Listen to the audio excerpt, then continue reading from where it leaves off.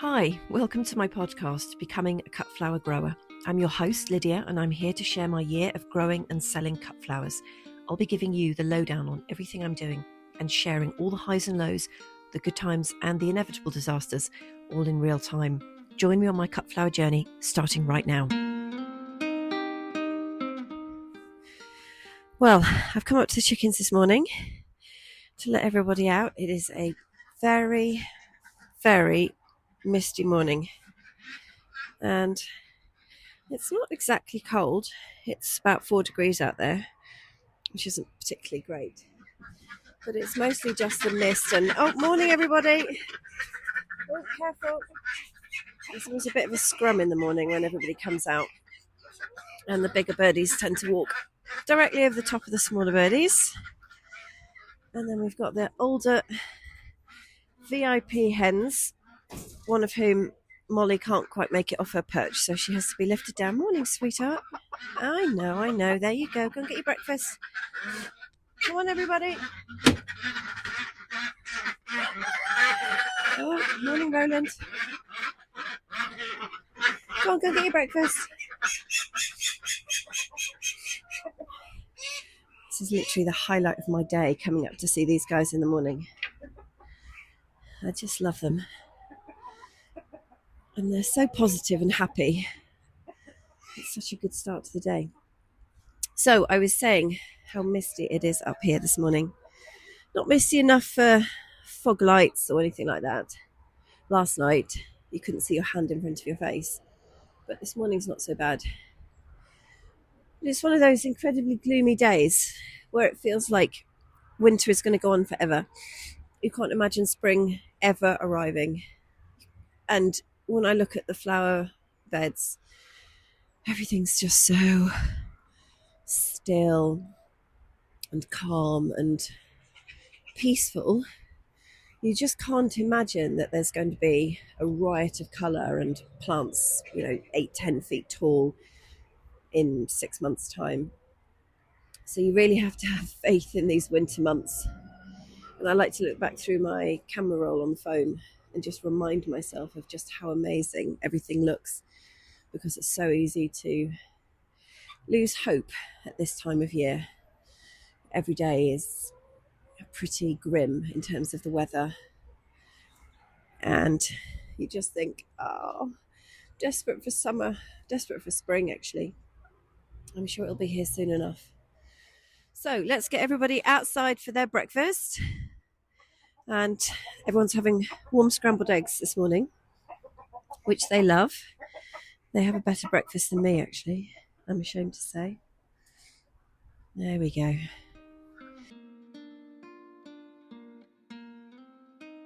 So I had some questions after episode 3 from listeners, and I do love getting your questions, so do please keep asking. I thought of something else that you really do need when you get started, and that's a table, an outdoor table really. And it could be something that you've just got lying around in your garden that you don't use anymore, perhaps something that's not looking at its best anymore. Or you could make something. And if you listen to me in episode 1, you'll know I'm obsessed with pallets. So you could make a table out of pallets. In fact, you can just stack a whole load of pallets on top of each other. And again, as long as they don't fall over, you'll be fine. Perhaps you could find something down the tip or a reclamation yard. But you do need a table to work on. It's so useful. Totally different from having, something where you're going to do all your seeds. You just need a bit of a workspace outside, and I find that old tables do perfectly well. I've got a couple of things. I've got an old wooden table that's not actually safe enough to put a cup of coffee on anymore or eat off anymore, so that's up here. And when that disintegrates, I'll just tuck the broken bits of wood on the boundary somewhere, and it can be a bug hotel or just a place that the local bugs can eat.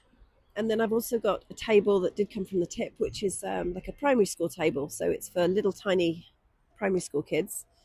And it's only about 1.5 feet off the floor, which is not something that I would use in my normal life because it's too low, but it's absolutely perfect up here just to put things on. So I do recommend you get a table. And the other thing is, if you can get hold of an old bench or a seat or chair of any kind that's fit to go outside, and put it up where you're growing your flowers, because sometimes you really need to just sit down and survey everything that you're doing. Just take a break, take 5 minutes, relax, and look over what you're doing. Because it's amazing how, when you're just rushing around all the time doing things, you miss things. And perhaps if you just sit, I love to just sit just for 10 minutes, and it helps my brain just slow down a little bit and see, is there something I've missed, something else I should be doing? Is there another good place to put something? And actually just to try and enjoy your endeavors, because I know I'm guilty of this. I rush through everything. Anybody that knows me knows I'm always rushing somewhere, rushing to do something, and I do have to force myself to sit down, because it feels like I'm being lazy if I just sit. But you can be just as productive when you're sitting thinking as when you're rushing around.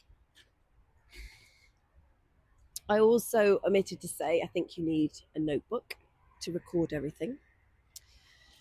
And I did this in 2024, and it's really fun actually to look back on it, especially if you're a little bit geeky like me and you love looking at numbers and statistics and crunching data.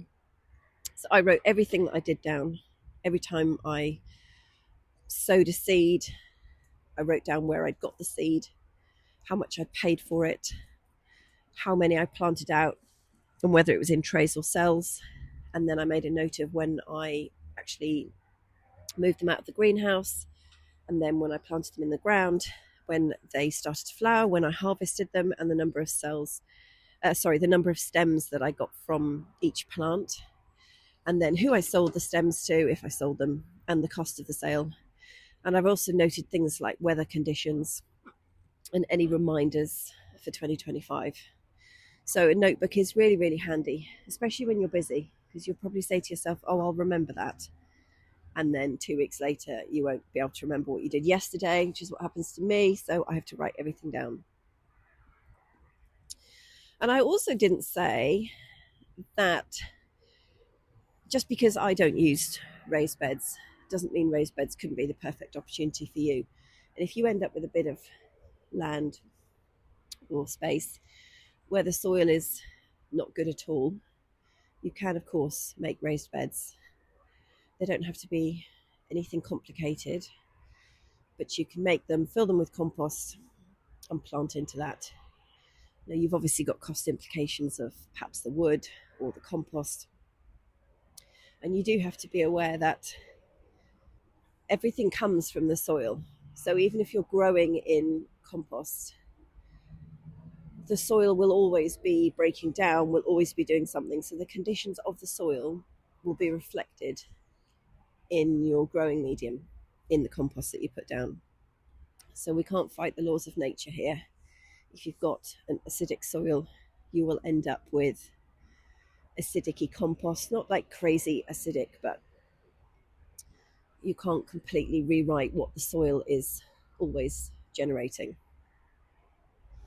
And then I had another question from a listener about experience, because that's something I really didn't talk about. I just talked about qualifications. Did you need them? And my answer was no.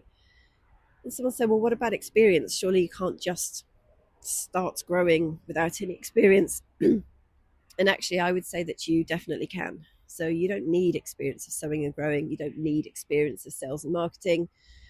You can work it out yourself.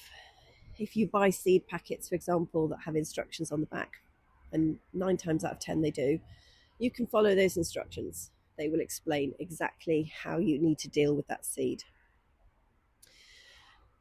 And the only thing I would say is don't take too much notice of the plant spacings on the seed packets, because you want your plants to be closer together, because it's different when you're growing flowers than if you're planning to put these plants into a garden and they're going to be around forever. So just bear that in mind. And I would probably suggest, this is what I did last year, limiting yourself to, say, 10 varieties of flowers and doing those really well. Because the tendency with seeds, and I'm guilty of this, and I say this, I normally do something else anyway, is to buy masses of varieties. So you might go and buy a dozen. And then a month later, you'll go to the shops or you'll be online and you'll think, oh, I'll just order a few more. Before you know it, you've got 20, 30, 40 different varieties of seeds. And if you're just starting off, that's quite challenging for you. So I would suggest limiting yourself to maybe 10 and doing those brilliantly and really understanding how those plants work, what they need, how well they perform as cut flowers, and what your return on them is. And when you're feeling more confident in subsequent years, you could grow different varieties, more different types. But get your confidence up first if you are a complete beginner.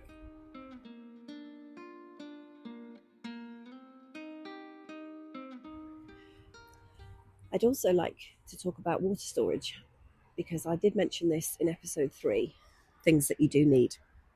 And that's the ability to be able to save water. Even if you're on the mains, you want to have a backup. So I was fortunate that on the piece of land that I'm using, there are 3 IBCs, which are these fairly enormous plastic water storage containers that sit inside a metal framework. They're the sort of things you see on farms. And one of them is about half the size of my car. So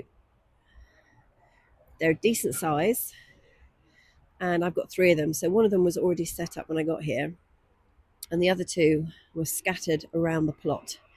And I went and dragged them from one end of the plot to the other. And I've positioned them next to existing structures. And then if there wasn't any guttering already on the structure, I've bought a few pieces of guttering, and bless my other half, he's been putting gutters up absolutely everywhere for me. So Roosty's house has got a couple of strips of gutter, not very long because his house is only tiny, with a water butt attached to it. And there's 2 IBCs attached to the old duck house that the ducks used to live in, the ones that I had stolen a few years ago. Nobody lives in there anymore. It's just a storage place for all my canes and trays and stuff. 2 IBCs on that, and then 1 IBC up on the little brick building that I've got up by the chickens. And they're amazing. And the 2 that are lower down in the field are connected to the one higher up by a hose pipe.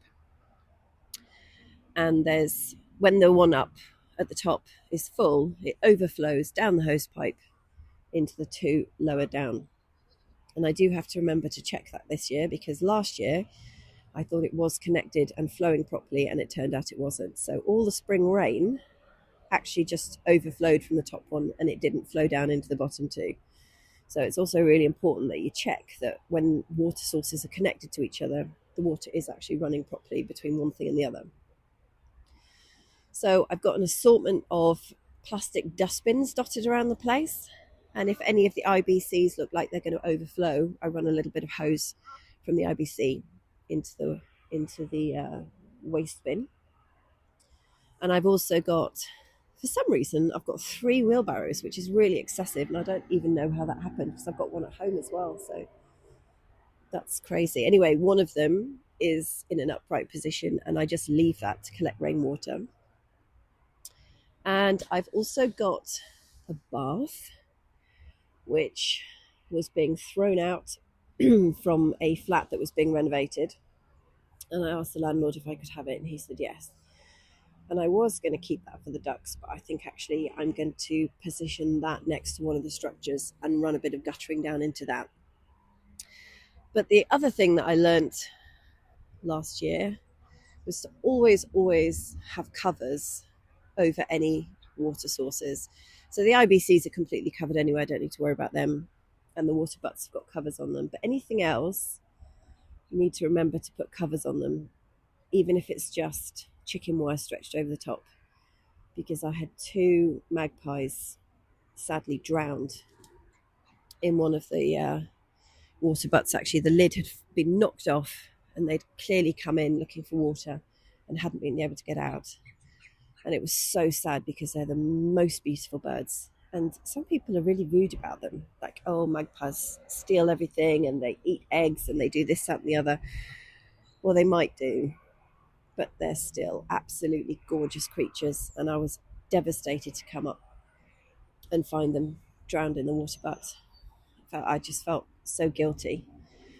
I always leave a few bowls, like dog bowls, of water out on the field anyway, so that the local wildlife can come and get a drink, because we have quite a lot of deer coming through here.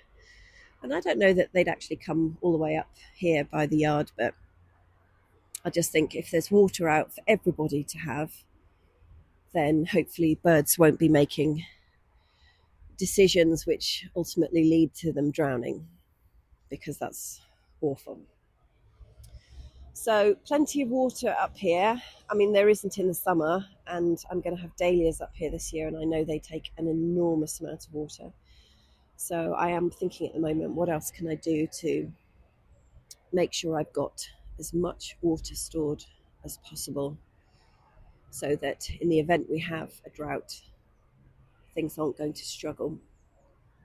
Because it's one thing not watering your garden, which I don't do. Everything is pretty robust and it's got its roots down, and generally speaking, I don't water at all. Even in the drought, things just manage.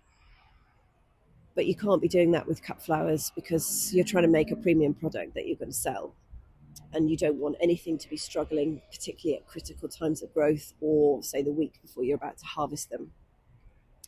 And it got pretty tight last year, even though 2024 we had so much rain here, that there was a period of time when I thought we were actually going to run out completely, and I'd have had to have, well, either bought water from somewhere else or paid to have a bowser delivered, which is not as expensive as I thought it would be. But again, it's not something you want to do unless you've got the budget for that. And I played a bit of a waiting game, and in the end we got rain and it was fine. But the more water that you can get stored, the better. Okay, so here's the final part of today's episode, and that is to talk about goals and why they're important. So goals are important because they help to give us direction, purpose, and focus. Now, you don't have to do any goals if it's going to stress you out and make you worried. Just don't do it in the first year then. But I think you'll probably find it helpful, even if you just make something up, and then when you review it at the end of the year, you can look back and go, wow, that was a really ridiculous goal. What was I thinking? But it'll help you in the process of setting goals in the future. So my 2024 goals were pretty basic, and that's because I hadn't really started. I just had the trial beds, and I didn't have much of a clue what I was doing.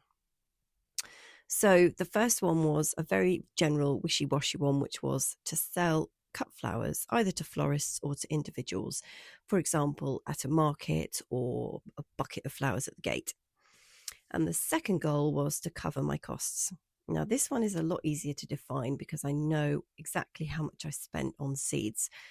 But what I didn't do was write down how much time I spent up at the plot and how that time was divided up into maintenance or improvements or planting out or harvesting. So a bit of a loss of data there. So when I've thought about how to do my goals for 2025, and clearly there's a little bit more pressure this year because I want to make a success of things, and also I want to be able to report back to you and say this is what I managed to achieve based on what I said I thought I'd be able to achieve. Now, when you set goals, they're supposed to be, according to the SMART technique, they're supposed to be specific, measurable, attainable, relevant, i.e. in sync with your life or your business objectives, and time bound, as in when are you going to achieve them by.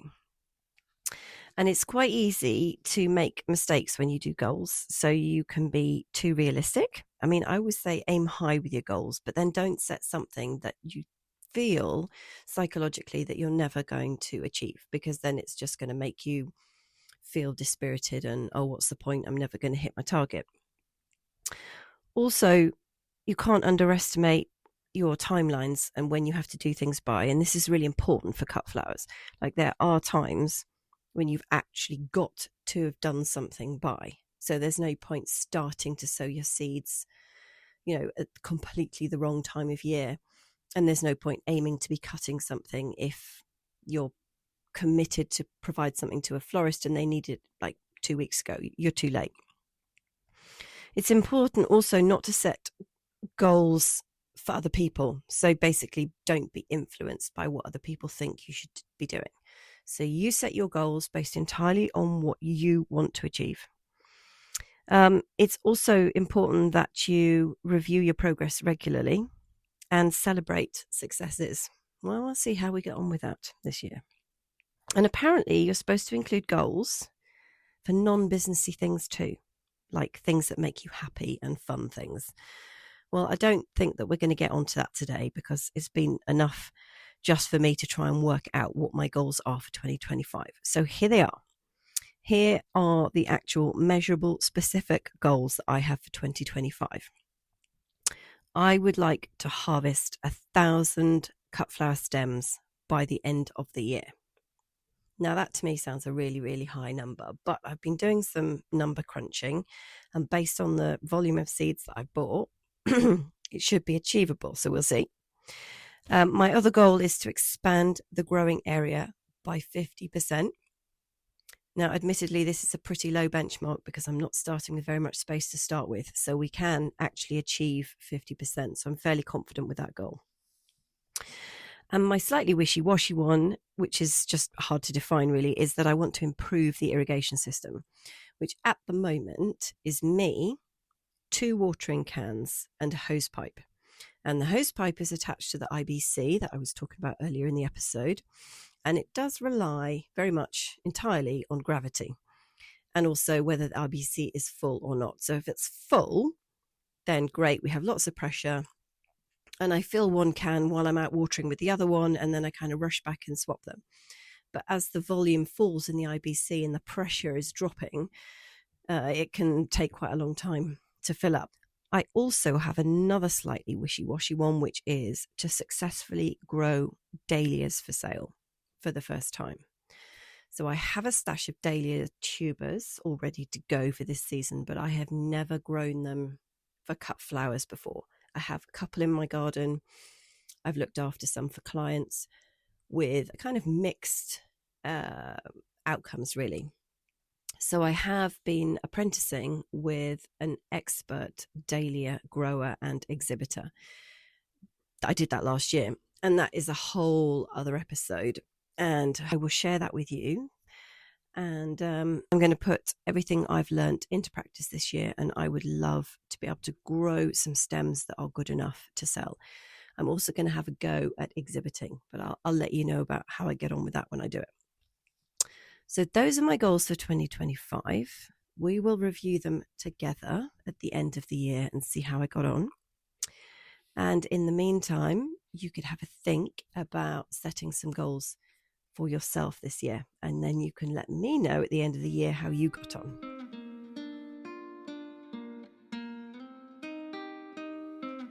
Well, that's it for today. Please join me next time and do subscribe so I know you're listening.